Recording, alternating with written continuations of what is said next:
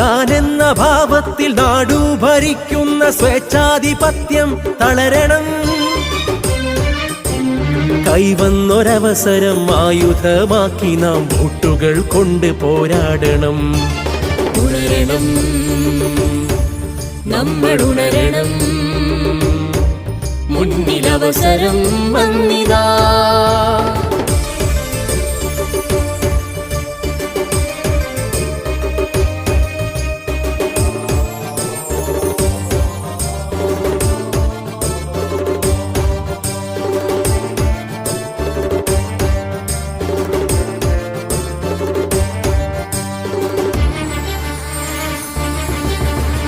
എവിടെയൊരു മർത്യന്റെ കണ്ഠമിടറുന്നു,